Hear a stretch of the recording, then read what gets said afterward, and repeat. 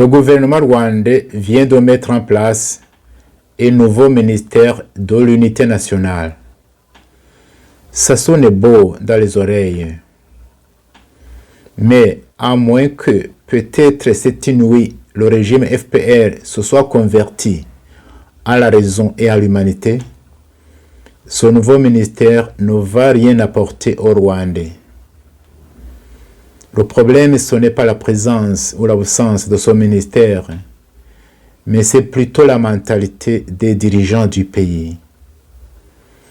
Si le régime FPR continue sa mentalité de suprématie politico-économique à tout prix, il va aussi utiliser ce nouveau ministère comme un outil pour survivre et se maintenir au pouvoir. C'est ce qu'il a fait avec toutes les autres institutions du pays. À moins que le régime FPR se soit converti, sinon ça va être le statu quo ou même pire. Le problème, ce n'est pas le ministère. Le problème, c'est la mentalité politique. Soyez bénis et à demain. Je me souviens, il y a 25 ans, nous étions réunis dans une ville appelée Detmold en Allemagne. Nous étions des Hutus, des Tutsis et des Européens qui avaient vécu au Rwanda et qui connaissaient bien le pays. Il y avait parmi nous des religieux, des pasteurs, des prêtres et des laïcs. Nous avions passé toute une semaine dans une communion de prière et de partage fraternel. Mais le soir du dernier jour de notre rencontre, nous avons vécu quelque chose d'extraordinaire. Les Tutsis qui étaient venus du Rwanda, quelques-uns étaient même nos amis, on se connaissait très bien, ils nous ont raconté leur calvaire pendant le génocide. Mais ils disaient tout cela dans un ton fraternel, sans haine ni rancune. Lorsqu'ils nous racontaient le mal qui a été fait à eux et à leur famille, les Hutus qui étaient là furent pris de pitié et de compassion. Les uns commencèrent à pleurer, d'autres s'agenouillèrent en disant ceci: vous les Tutsis ici présents, nous vous demandons franchement pardon pour ce mal extrême que les nôtres vous ont fait. Les Tutsis qui étaient là furent touchés par ce geste des Hutus. Les uns se levèrent pour les embrasser et les consoler en disant ceci: votre douleur compatissante et votre demande de pardon nous ont touché le cœur et nous nous sentons franchement soulagés. Mais d'autre part, nous aussi les Tutsis ici présents, nous devrions demander pardon aux Hutus. Oui, nous demandons pardon pour les peines et les souffrances que les nôtres ont fait subir aux Hutus tout au long de l'histoire de notre pays. Les Européens qui étaient là furent étonnés et ils disaient ceci: c'est la première fois que nous entendons des paroles pareilles parmi les Rwandais. Nous aussi, en tant qu'Européens, nous demandons pardon aux Rwandais parce que nous avons une responsabilité dans les malheurs qui ont frappé les Rwandais. Nous demandons pardon parce que nos pays ont complètement abandonné les Rwandais à leur sort pendant les périodes les plus difficiles de leur histoire. Et enfin, après tout cela, nous nous sommes assis et ce fut le silence. Après quelques instants, quelqu'un se leva et rompit le silence en disant ceci: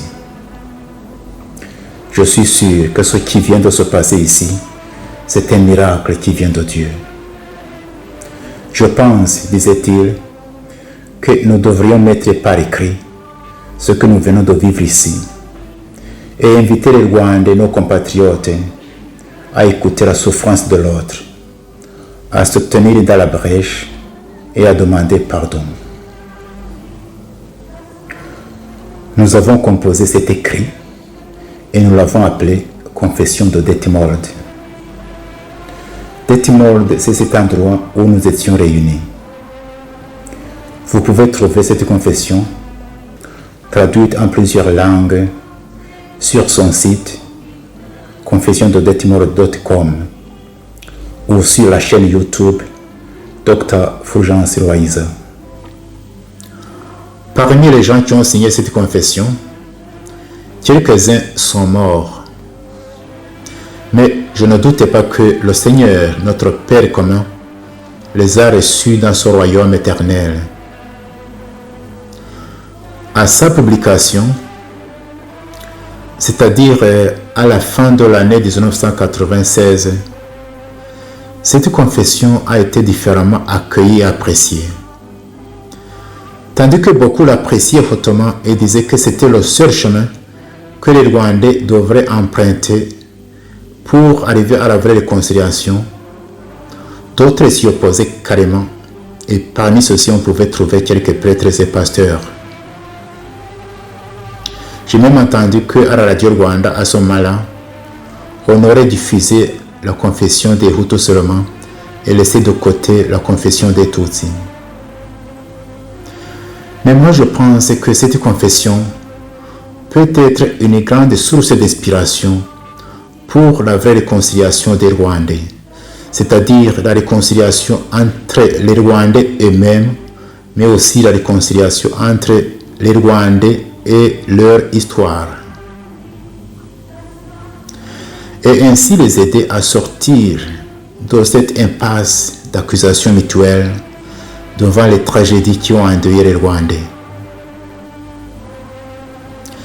Je conseillerais aussi à ceux qui liront cette confession de ne pas s'attarder inutilement sur sa lettre, mais plutôt sur son esprit.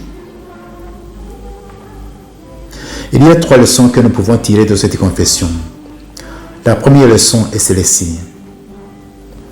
N'aie pas peur d'écouter la souffrance de l'autre et de la laisser pénétrer ton cœur. Deuxième leçon. N'aie pas peur d'exprimer tes propres souffrances, tes peines, tes peurs, mais alors sans haine ni rancune. Troisième leçon. N'aie pas peur de demander pardon à ce que tu as fait souffrir. Et si par hasard tu vis avec les victimes dont les bourreaux sont morts, et si d'autre part tu as des liens quelconques, réels ou perçus, proches ou lointains, avec ces bourreaux, n'aie pas peur de te tenir dans la brèche et de demander pardon.